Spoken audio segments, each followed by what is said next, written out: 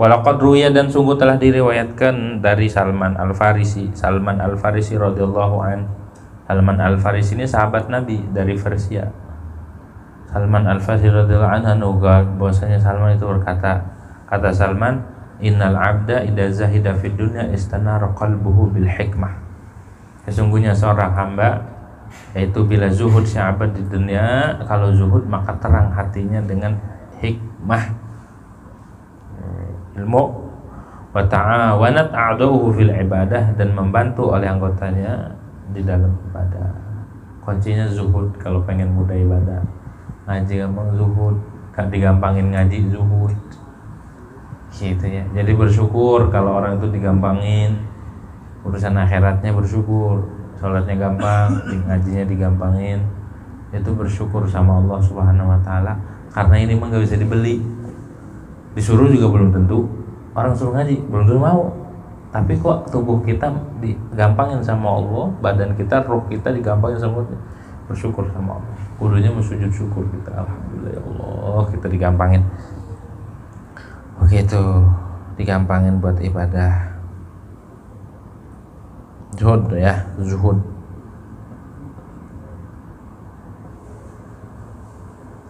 Ada yang namanya zuhud mah ngosongin hati dari bukan ngosongin tangan, ngosongin hati dari dunia. Ya, hati patokannya bukan tangan. Belum tentu orang yang gak punya dunia itu zuhud, belum tentu. Bukan berarti zuhud tuh pakainya compang-camping, dibolongin, sendalnya selingkuh, kanan merah kiri kuning, terus rambutnya di berantakan, bau ini. Orang zuhud tuh bukan begitu, botak enggak. Orang zuhud tuh rapi, dandanannya rapi, semuanya rapi, tapi hatinya nggak ada dunia gitu. Nggak jadi patokan, bajunya begitu zuhud amat ya. Itu bukan zuhud ya mah, apa? Itu tamak di hatinya mah, kasih gua lah gitu. Itu mending kita pakai pakaian yang bagus tapi di hati nggak ngarep, timbang pakai pakaian yang jelek tapi hatinya ngarep kasih gitu ya. Jangan, udah normal aja gitu tuh ya. Bahkan Al-Habib Abdullah bin Abdul Qadir, beliau tuh kurus tapi beliau pakai pakaian jubah berlapis biar disangka nggak zuhud, biar disangkanya gemuk. Orang kayak gitu menutupin gitu. Orang zuhud tuh bukan orang kurus sampai kelihatan tulang iganya, buat nyuci baju juga itu bisa buat pinggilasan. Bukan gitu orang zuhud mah. Orang zuhud mah normal kayak kita, tapi di hati kagak ada dunia. Itu zuhud namanya tuh. Berat zuhud, pangkat terakhir tuh, pangkatnya para wali itu di zuhud. Zuhud tuh, zuhud dari harta gampang kata ulama, tapi zuhud daripada jah itu yang susah, karena merambah kepada ulama juga. Orang zuhud dari harta gampang, tapi zuhud daripada pangkat, zuhud tuh nggak demen sama kedudukan, itu susah. Karena jahmang penyakit para pemimpin tokoh masyarakat gitu. Zuhud dari harta tinggal, tapi kalau kedudukan, wah itu susah ngelawannya. Makanya yang top itu kalau sudah zuhud dari semuanya, zuhud dari harta, zuhud dari, nggak gila hormat, nggak gila kedudukan gitu. Nggak harus semua orang harus hormat, gerak, enggak, biasa aja, normal. Kalau kita ke Hadramaut, ke Tarim, lihat ahwal mereka ngedidik, keadaan mereka ngedidik, nggak ada yang gila hormat orangnya, wali semua kan? Ulamanya saling cium tangan gitu, nggak ada yang merasain dari itu, saling ngaji, di sini ngaji walaupun lebih ngaji tetap nggak ada yang gila kehormatan, nggak ada yang gila kedudukan. Itu ya Habib, ya ulama, ya wali. Akhirnya bukan siapa-siapa, gila kehormatan lama-lama jadi gila dah. gila harta, gila kehormatan, semuanya gila. Akhirnya jadi pangkat. Jadi pangkat. Begitu tuh ya. Nah, Salman Al-Farisi ini sahabat Nabi. Namanya Abu Abdillah Salman. Maulanya Rasulullah. Peperdekaannya Nabi. Jadi dimerdekakan sama Nabi dan para sahabat yang lain. Ketika ditanya Salman namanya siapa? Ana Salman bin Islam. Salman bin dari negeri Persia, dari kota Jai. Kota Jai. Persia itu di Iran. Satu negeri, satu kampung dari Qura Isfahan sekarang mah. Waqila min Rama Hurmuz. Itu. Sejarahnya panjang. Salman Al-Farisi ini buat berjumpa dengan Rasulullah SAW sampai menjual diri. Salman Al-Farisi diriwayatkan nih Salman nih kisah masuk Islamnya, ketemu wasababu islamihi, dan sabab Islamnya itu masyhur. Wanahu haraba min abihi, dia kabur dari ayahnya. Wakana majusian, ayahnya ini penganut agama Majusi, penyembah api. Wa falahi kabirahib, jadi awalnya Salman ini dikurung biar tidak terkontaminasi, dikurung sama babanya, nggak boleh keluar. Atau ketika lagi keluar, babanya kan pengabdi api, jadi ada api yang nggak pernah padam. Kalau matinya pas Rasulullah lahir tuh api padam. Ceritanya pas lagi ini ngelihat ada rahib itu pendeta yang Nasrani. Pas ngelihat ada rombongan dari Syam datang ke Persia, lagi sholat, lagi ibadah. Kok ini agama cakep banget, tertarik awalnya. Kalau di dalam kitab Sirah Halabi begitu sejarah. Falaika birahibin summa jama'atan minar rahban wahid ba'da wahid. Habis itu dia pengen ngikut karena tertarik dengan ajarannya. Kayaknya ini ajarannya murni dah, nyembah, bukan nyembah makhluk, bukan nyembah api, bukan nyembah pohon gitu. Akhirnya ngikut sama pendeta yang asli, maksudnya yang masih murni ajarannya, ngikutin satu persatu, diikutin. Dalam satu riwayat ada sampai 25. Jadi ini meninggal diwasiatin ntar temuin fulan, adanya tinggalnya temuin terus sampai 25 pendeta. Begitu tuh ya. Ila andalahul akhir ila dhahab ila al-Hijaz, sampai terakhir suruh pergi ke Hijaz. Wa akhbarahu bi dhuhurin nabi. Pendeta yang asli ini ntar kalau saya mati harus ke siapa? Kamu temuin nanti ada nabi akhir zaman. Temuin, itu asli ajarannya, ajaran kebenaran. Ke situ faqasadahu ma'arabin maqadat, maka menuju ke Hijaz Salman. Wa qada bihi waba'uhu, pergi dan waba'uhu fi wadil qura liyahudin. Dijual sama rombongan orang Arab, dijual ke orang Yahudi, dijual. Sumashtarahu minhu Yahudin, dibeli lagi sama Yahudi dari Madinah, Bani Quraidah. Wa qadima bil Madinah, maka datang. Ini prosesnya perjalanannya panjang. Maka Salman pergi ke Madinah, datang ke Madinah sama orang Yahudi. Orang Yahudi ini bawa Salman datang ke Madinah, faqama bihi muddatan, maka mukim di Madinah tuh sama Salman juga dalam satu masa. Hatta qadima biha Rasulullah sallallahu alaihi wasallam, hingga Rasulullah datang ke Madinah. Fa'atahu bisadaqat hatta qadima biha Rasulullah sallallahu alaihi wasallam. Kemudian ngedengar kabar Rasulullah ada di sini. Kan dia udah dipesan sama pendeta sebelum, sama gurunya lah kalau kita sama gurunya tuh udah dipesan, temui Nabi akhir zaman adanya di sini, ciri-cirinya begini-begini udah disebutin. Ngedengar ada Rasulullah di Madinah, Salman izin sama tuannya yang Yahudi nih. Jadi Salman dalam satu riwayat lagi manjat korma, ngedengar lagi ngobrol di bawah tentang kedatangan Rasulullah. Akhirnya Salman turun, ngedengar di mana adanya di sana. Nanya tentang Rasulullah, diomelin, lu jangan tanya-tanya itu. Akhirnya Salman niat, saya minta izin mau bawa korma. Iya. Pas bawa korma, dibawa ke Rasulullah. Rasul lagi ngaji sama sahabat, para sahabat lagi pada ngaji.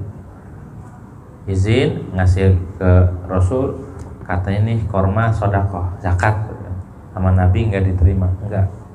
Nabi mau nggak makan zakat. Kata Salman, ini nih bener cirinya. Udah dikasih tahu cirinya nggak makan. Kemudian datang lagi bawa hadiah, datang ke Rasulullah, ini hadiah ya Rasulullah, dimakan sama Nabi. Kalau hadiah mah dimakan, kalau sedekah enggak. Kemudian pengen ngelihat ciri yang lain, yang satu lagi biar mantep, apa itu cap kenabian yang ada di punggung Nabi. Sama Nabi dibuka, langsung dipeluk sama Salman, sudah kelihatan. Ini nih bener nih Nabi akhir zaman. Wa kana rahibul akhir wasafa hadhil alamati thalatha din Nabi SAW. Dan pendeta yang terakhir yang ditemui Salman juga itu nyebutin ciri-ciri Nabi akhir zaman begini, nggak makan zakat, nggak makan sedekah, dia makan nerima hadiah, dan ada tanda kenabian di belakang di punggungnya. Akhirnya ngomong Salmannya, qala Salman fara'aitul khatam faqabbaltuhu wa baqaitu. Aku ngelihat tanda kenabian, aku cium, dipeluk sama Salman. Salman nangis. Fa'ajlasani Rasulullah SAW baina, maka disuruh duduk. Maka mendudukkan akanku oleh Rasulullah di hadapannya. Disuruh duduk di depan Nabi. Setelah perjalanan yang panjang Salman Al-Farisi, bahkan sampai dijual tuh. Fahaddatsani bi sya'ni kullih. Maka Nabi menceritakan dengan keadaan semuanya. Wafatani Badar wa Uhud bisababir riq, dan luput akanku perang Badar, perang Uhud karena masih budak. Faqala li ya Salman, hai Salman, katib ala an nafsik, mukatabahkan, merdekakan dirimu, mukatabah, tebus, beli dirimu ya. Falam azal bi sahibi hatta katabtuhu. Gerimis. Maka senantiasa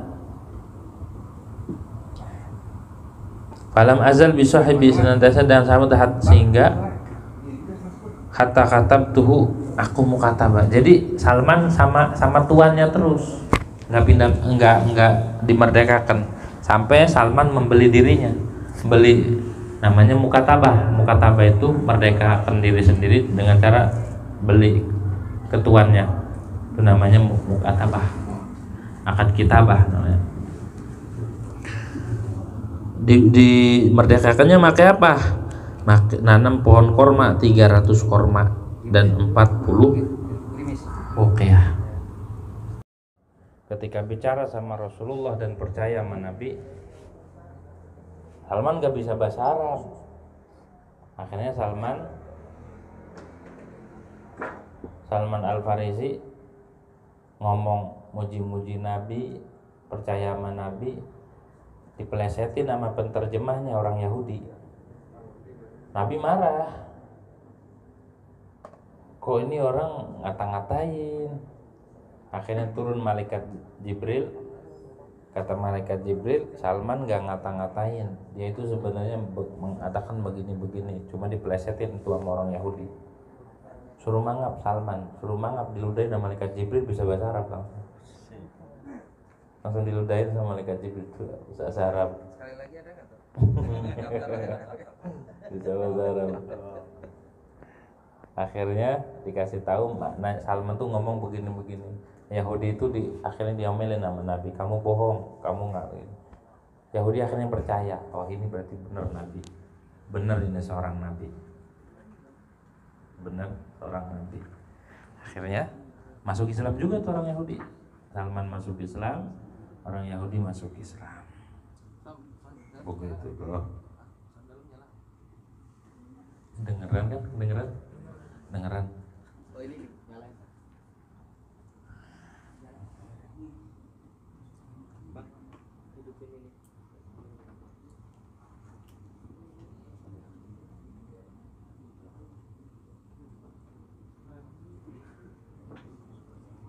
Nah, Salman ini tinggalnya di Irak. Setelah Rasulullah wafat, dia tinggal di Irak.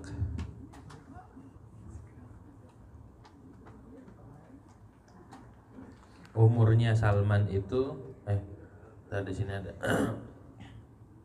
tinggal di Irak dan termasuk sahabat-sahabat yang ternama dan zuhud, termasuk ulama juga, dan yang paling dekat dengan Rasulullah Sallallahu Alaihi Wasallam, sampai Nabi katakan Salmanu minni wa ana minhu. Salman tuh bagian dariku dan aku bagian dari Salman. Diaku sama Nabi. Itu diaku sama Nabi. kerjaannya wa kana ya'malul khaus biyadihi wa ya'kulu minhu, kerjaannya bikin anyaman, pokoknya bikin kerajinan Salman. Upahnya itu 5.000, kalau udah keluar dibagi-bagi. Zuhud Salman tuh, kerja, hasil kerjanya dibagi gitu. Wa kana Abu Darda qad sakana Syam, dan adalah Abu Darda itu tinggal di negeri Syam. Fakata baila Salman, nulis ngirim surat ke Salman. Amma ba'du, kata Abu Darda, fa inna Allah qad razaqani malan wa waladan. Alhamdulillah Salman, saya mau udah dikasih harta sama anak. Wa nazaltul ardul muqaddasah, dan aku tinggal di tanah yang suci. Dibalas suratnya Mas Salman. Fakata baila Salman, salamun alaika, salam sejahtera atasmu. Amma ba'du, fa innaka katabta ilayya anna Allah qad razaqa malan wa waladan. Kamu nulis padaku, ngirim surat bahwa Allah beri rezeki engkau anak dan harta. Fa'lam, kata Salman, annal khaira laisa bi kathratil mal wal walad. Ketahui bahwa kebaikan itu bukan banyak harta sama banyak anak, kata Salman. Walakinil khair an yakthura hilmuk wa an yanfa'aka ilmuk. Yang namanya kebaikan mah ente banyak hilim. Hilim itu sabar sama pemaaf, itu namanya hilim. Yang namanya kebaikan mah ente punya sifat hilim, dan juga manfaat akanmu oleh ilmumu, ilmunya manfaat, itu berarti kebaikan. Wa katabta ilayya annaka bil ardil muqaddasah, dan kau tulis padaku bahwa engkau itu tinggal di negeri yang suci. Wa innal arda la tuqaddis ahadan, tanah mah enggak mensucikan seseorang. Begitu sama Salman, dikoreksi omongannya. Dikoreksi, diajarin sama Salman Al-Farisi. Usianya Salman itu 250 tahun. Satu pendapat 350. Begitu. Gitu ya. Waqila innahu adraka wahya Isa bin Maryam ala nabiyina wa alaihi salatu. Satu pendapat katakan dia jumpain wahyu Nabi Isa bin Maryam. Gitu. Beliau meriwayatkan 60 hadis dari Nabi Muhammad sallallahu alaihi. Orang hafal 40 aja masuk surga. Orang hafal 40 hadis masuk surga. Ini 60 udah berarti masuk surga. Kalau pengen masuk surga hafal 40 hadis. Minimal kitab Arba'innya Imam Nawawi. Kalau orang hafal hadis masuk surga, dijamin sama Nabi. Tapi dengan catatan dia taat juga, hafal hadis dia bergedemen.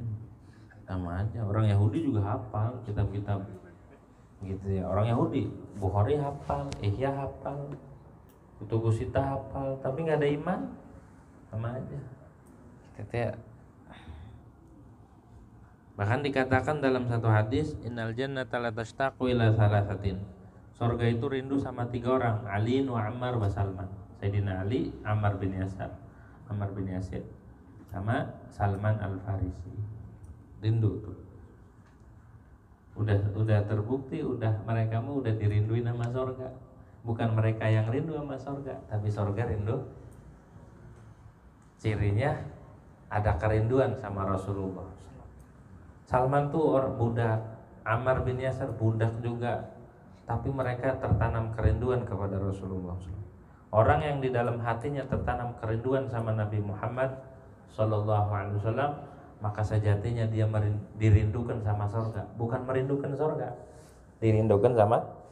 Karena kalau orang di dalam hatinya ada tertanam kecintaan kepada Rasulullah SAW, tertanam mahabbah, tertanam rasa cinta yang dalam kepada Nabi Muhammad SAW, maka sejatinya surgalah yang merindukan dia, bukan dia yang merindukan surga.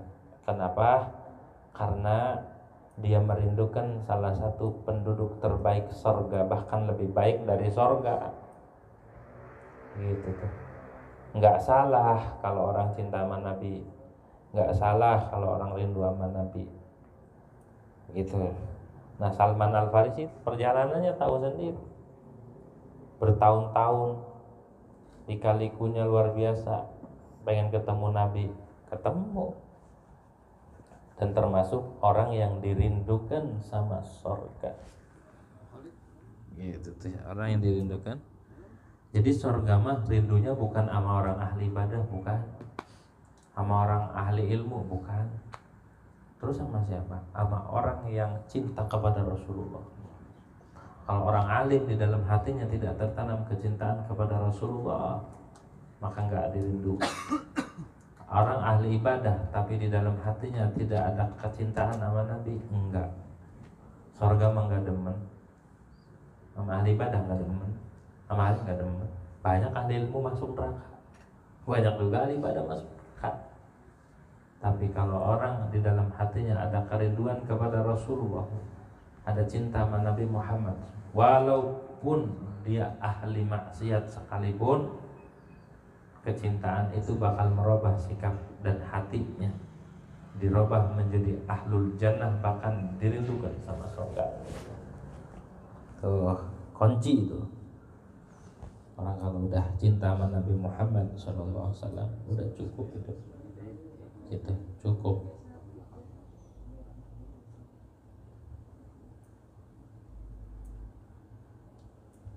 Kata Salman begitu tuh ya.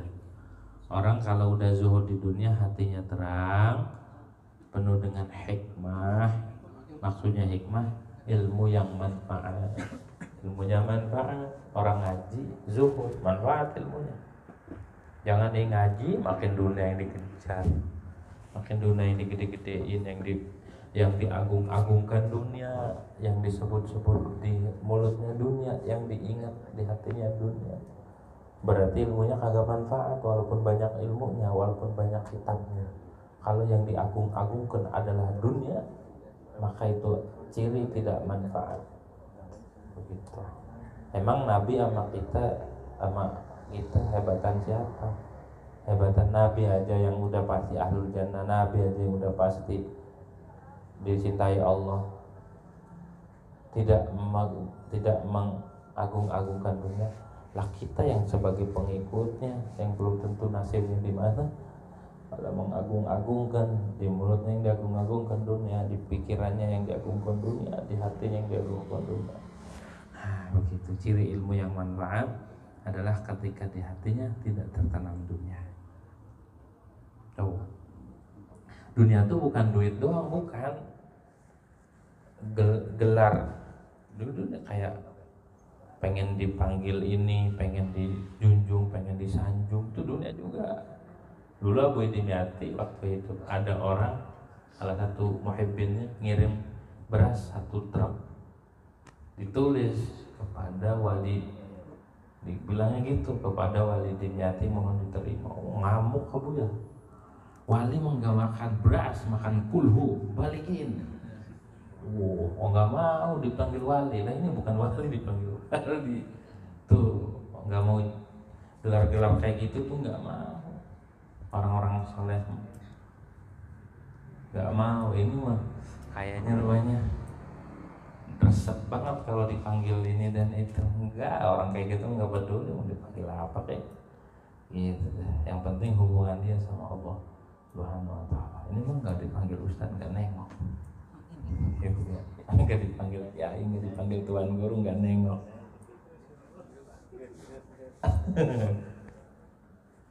Nggak dipanggil Habib. Biasa aja begitu ya.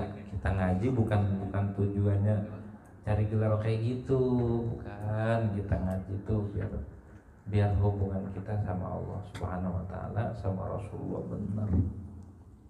Itu dunia. Jangan dikira dunia itu harta doang. Jabatan juga dunia, pangkat juga dunia, termasuk pengen diambulin, pengen dianggap, pengen di ini dan itu juga dunia. Pengen dimulia-muliain itu juga dunia.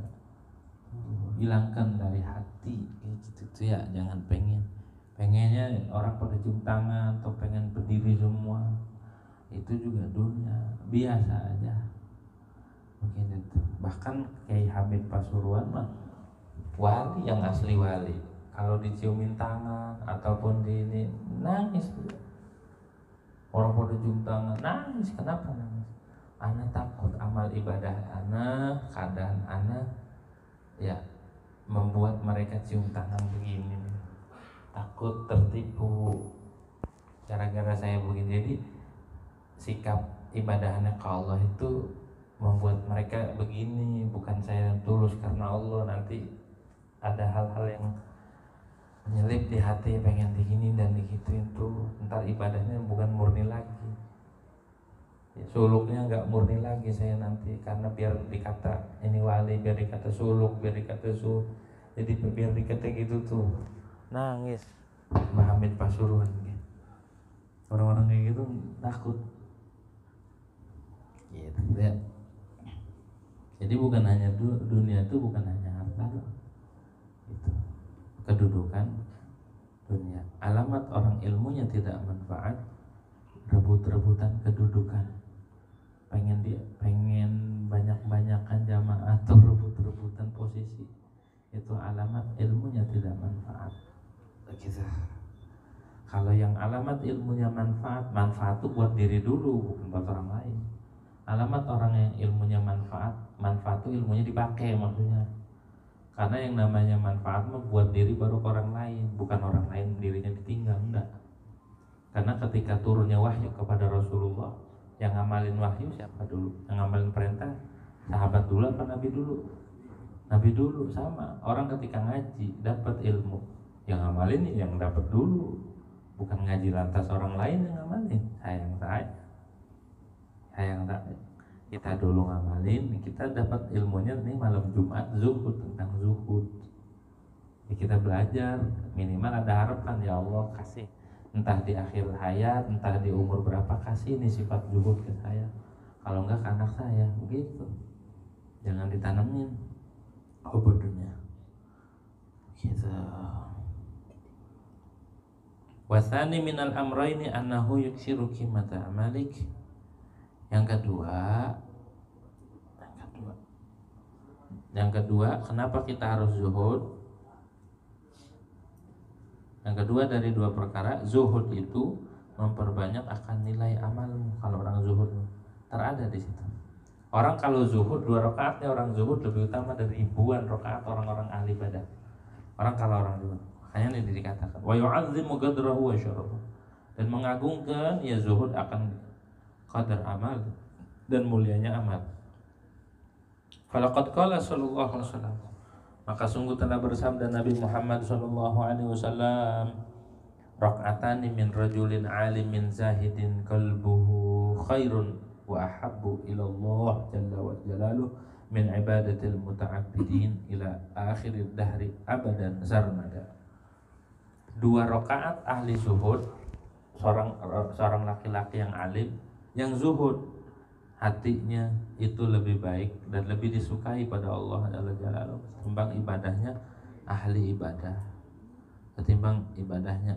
ibadah, sampai akhir dahar, sampai mati dia selama ibadah masih mending 2 rakaatnya orang zuhud. Kita bermakmum sholat di belakang seorang imam yang alim itu lebih afdal. 2 rakaatnya orang alim afdal daripada ribuan rakaat, ratusan rakaatnya orang-orang yang enggak alim. Dan 2 rakaatnya ahlu zuhud itu lebih baik daripada ribuan rakaatnya orang alim. Itu tuh. Jadi barometernya manfaat dan tidaknya ilmu itu di zuhud. Ilmu ini manfaat atau tidak? Ini makin ngaji makin resep sama dunia apa makin zuhud? Kalau makin resep, wah berarti ilmunya gak manfaat. Tapi kalau makin ngaji makin tahu hakikatnya dunia dan makin zuhud, maka berarti ilmunya manfaat. Begitu. Ilmunya manfaat buat dia. Ini kita ngaji itu patokannya sampai kita membuang dunia dari hati, bukan dari tangan. Dari tangan tapi dari hati. Gitu ya. Fa idza kanatil ibadatu syurf wa taqdiru bidzalika fa haqqan liman talaba al ibadah ay yazhada fi dunya wa tajarrad anha.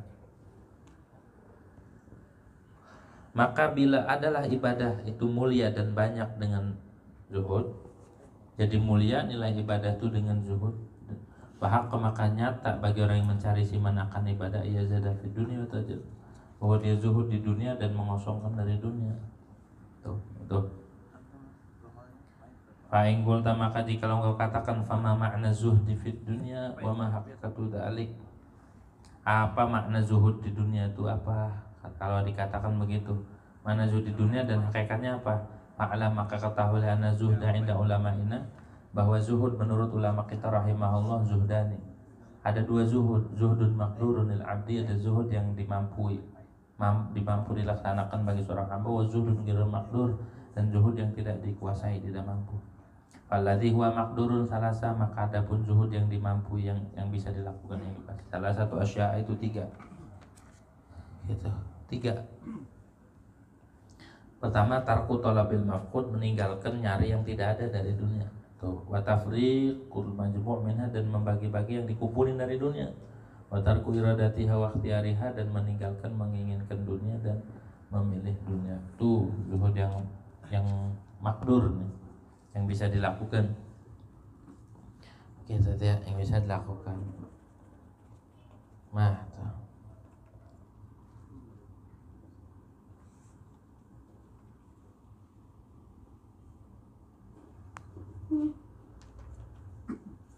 Makanya ada ulama yang mengatakan man zahida fi dunya arba'ina yawman ajrallahu ya nabiyal hikmah fi qalbihi wa antaqa bi halisanu. Siapa orang yang 40 hari aja zuhud, bisa enggak 40 hari dia kosong dari dunia, wiridan, mujahadah, kosongan HP tinggalin semuanya, 40 hari dia mujahadah di dalam kamar, zikir, baca Quran, tertib 40 hari, tinggalin dunia 40 hari aja. Itu hari ke-40 maka Allah kirim atau Allah jalankan hikmah di hatinya, dan lisannya akan bicara dengan ilmu 40 hari. Itu ya di kamar puasa sambil bahasa ya, sholat jamaah jangan tinggal, bisa jamaah. Bukan berarti di kamar main HP 40 hari nggak pernah keluar kamar main HP mulu, sama aja nggak zuhud. Dunia ditinggal tapi di HP dunia mulu sih. Ini 40 hari tinggalin dulu, makan ntar dikit puasa.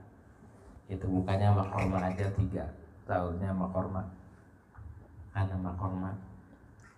Maka di hari ke-40 dia akan keluar kata-kata mutiara. Makanya orang dulu mujahadahnya, riadohnya begitu tuh, tinggalin sambil baca. Apa yang dibaca? Rotibul Haddad ke, baca dikit la ilaha illallah. Baca Rotibul Haddad dikitnya 1000 selama 40 hari. Di hari ke-40 udah gitu tuh. Udah enggak resep lagi. Udah enggak ada rasa sama dunia. Biasa aja maksudnya. Tuh.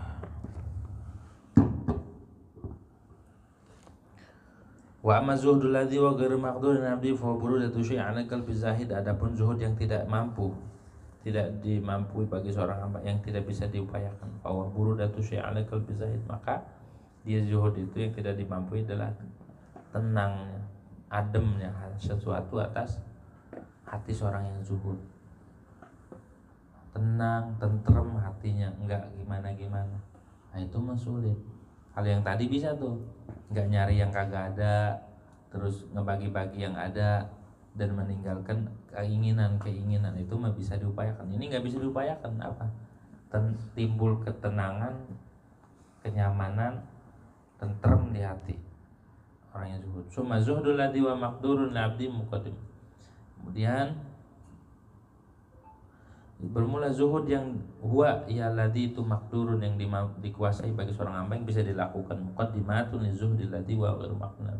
Itu muqaddimah bagi zuhud yang tidak dikuasai bagi seorang. Zuhud yang bisa dilakukan itu muqaddimah buat zuhud yang tidak bisa dilakukan, tidak bisa diupayakan.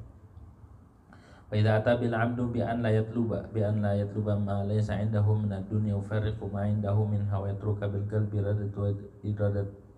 iradataha wa ikhtiyaraha li ajlilah wa 'azimi thawabih. Itu bitadzaqquri li afatiha awrathathu tilka burudatad dunya ala qalbi. Bila datang dengan zuhudnya al-'abdu oleh seorang hamba, kalau zuhud yang makdur ini datang, contohnya bi an la yatlubani sa'indahu minad dunya, dia tidak mencari sesuatu yang tidak ada dari dunia, enggak dicari. Wa yufarriqa, dan dia membagi-bagi apa yang ada di sisinya dari dunia. Wa yatruka bil qalbi, dan dia meninggalkan dengan hati. Iradatah, akan menginginkan dunia dan memilih dunia. Karena Allah tapi ninggalinya, bukan karena manusia. Emang ada kan, ada di zuhud dari kata zuhud, ninggalin dunia tapi dari kata nih dia orang zuhud. Bukan, itu namanya tasonno, membuat-buat amaliyahnya palsu, itu mah zuhud palsu. Tuh dibuang-buang biar dikata zuhud. Jadi zuhudnya biar dikata, pengen kedudukan, sama aja belum zuhud. Dia zuhud dari harta, dia punya dibagi-bagi duitnya, dapat dibagi-bagi, tapi dia pengen dikata, pengen ada posisi di makhluk biar dikata zuhud, sama aja belum zuhud itu mah. Gitu ya, namanya belum. Dia zuhud dari harta tapi sama kedudukan dia masih pengen dari kata zuhud. Nah, palsu itu mah. Palsu. Maka kalau sudah begitu, dia ninggalin dunia karena Allah dan mengharapkan agungnya pahala dengan mengingatnya dia pada pagi afatnya dunia, maka mewariskan akan dia tilka aurasatu tilka burudata, dunia akan dingin. Aurasatu tilkal umur, yang tiga perkara nih, burudata dunia ala galbih. Maksudnya burudah itu orang resep, udah anyep, dingin gitu ya. Alot kalau kerupuk udah orang resep dunia ini gitu tuh, udah dingin. Ala qalbihi, atas hatinya. Wa hadza indi wa zuhdul haqiqi, dan inilah yang aurasatu burdatu dunia menurutku wa zuhdul haqiqi, zuhud yang hakiki. Summa alam istirahat.